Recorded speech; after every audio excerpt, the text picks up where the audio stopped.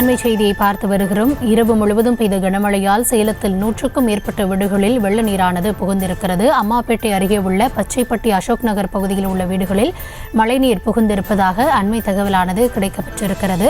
இது குறித்த விரிவான விவரங்களோடு இணைகிறார் எம்முடைய செய்தியாளர் சிலம்பரசன். வணக்கம் சிலம்பரசன். இந்த பச்சைப்பட்டியில் தொடர்ந்து நீரானது வீடுகளுக்குள் புகுவது தொடர்கதையாகி வருகிறது.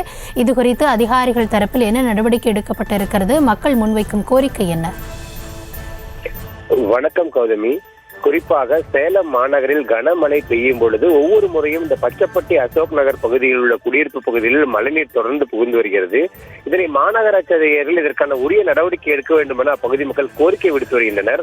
ஆனால் இதே போன்று நேற்று இரவு பெய்த கனமழையின் காரணமாக 100க்கும் மேற்பட்ட வீடுகளில் வெள்ள நீர் முழங்கால் அளவு புகுந்ததால் பொதுமக்கள் கடும் அவதிக்குள்ளாயினர். குறிப்பாக அத்தியாவசிய பொருட்கள் மேலும் அதே போன்ற அப்பகுதியில் உள்ள கைத்தறி நெசவாளர்களே அதிகம் குடியிருக்கின்றனர். இந்த கைத்தறி இயந்திரம், பாவுநீர் உள்ளிட்ட அத்தியாவசியமான தொழிலுக்கு முக்கியமானவை அனைத்து மழையில் நனைந்து சேதமானதால் அவர்கள் பெரும் அவதியுள்ளனர். குறிப்பாக இரவு முழுவதும் தூங்காமல் உறவினர் வீடுகளுக்கு சென்று தூங்குவதும் அதே போன்று குழந்தைகளுக்கு அப்பகுதியில் உள்ள இந்த மழை நீரில் விஷ பூச்சிகள் உள்ளே வருவதால் அவர்கள் பெரும் அச்சமும் அடைந்துள்ளனர்.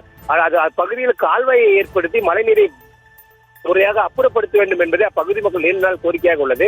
இருந்தபோதும் தொடர்ந்து மழை பெய்யும் பொழுது ஒவ்வொரு முறையும் இந்த பச்சைப்பட்டி அசோக் நகர் பகுதியில் இந்த பாதிப்பு தொடர்ந்து வருகிறது. இதை மாநகராட்சி உரிய நடவடிக்கை எடுக்க வேண்டும் என கோரிக்கை எழுந்துள்ளது. கௌதமி,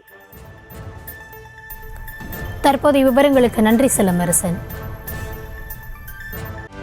செய்திகளை உடனுக்குடனும் துல்லியமாகவும் தெரிந்து கொள்ள சப்ஸ்கிரைப் பண்ணுங்க.